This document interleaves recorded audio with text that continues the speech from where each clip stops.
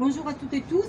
Donc effectivement, ravi de voir les collègues de toutes les branches, puisque il y a la CAF, mais il y a la caisse primaire bien évidemment, et il y a la CARSAT et il y a la COS aussi, et nos collègues de la COS.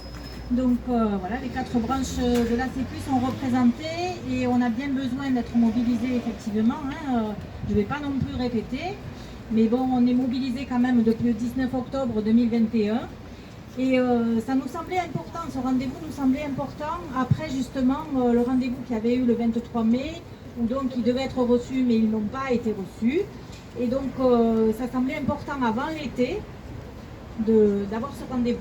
Donc voilà, on va voir ce qu'il en ressort. On ne se fait pas beaucoup d'illusions, mais il faut qu'on tienne. Et voilà, on lâche rien. Et puis de toute façon, le mouvement, il est sur nos salaires et en interpro, je dirais. Je remercierai aussi camarade de l'interpro de chez Capgemini qui est là. Et dire que bien évidemment la grogne qu'il y a eu sur la réforme des retraites, elle allait au-delà de la réforme. Et c'est bien sur les salaires, sur le reste à vivre, sur les conditions de travail. Donc je crois qu'on a encore de grands jours de mobilisation devant nous. Voilà, merci.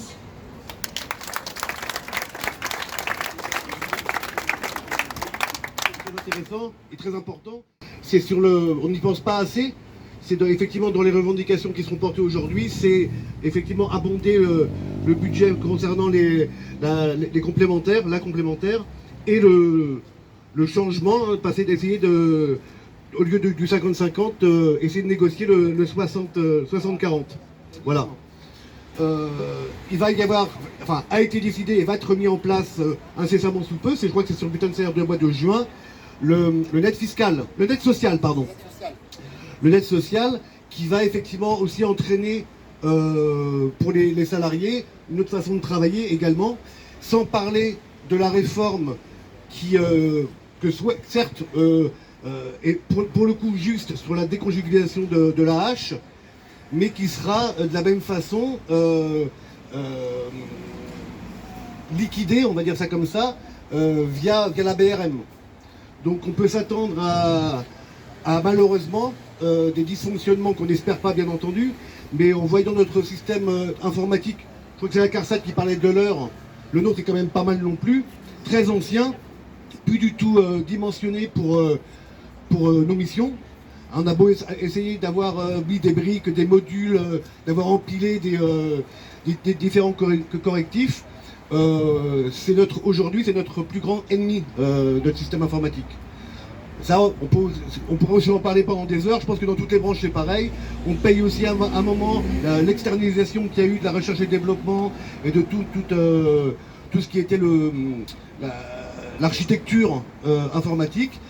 On a vu les Capgemini, les McKinsey et compagnie, et on voit, Capgemini, et on voit ce que ça a donné. Ils prennent les marchés, des millions et ils se barrent en laissant la situation idoine, vraiment de la même façon. Voilà.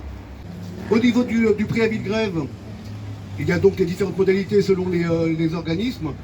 Moi, je vous propose qu'on reste ici jusqu'à moins 10, quelques instants. Si des collègues veulent prendre la parole, ils sont bienvenus. Il y en a un. Et voilà. Et puis je vous remercie. On se remercie tous. Et de toute façon, on est appelé, évidemment, comme ça a été rappelé, on ne nous a jamais rien donné, on l'a toujours arraché. Voilà. Je reprends la parole juste 2 secondes pour compléter ce que disait Antoine par rapport au montant net.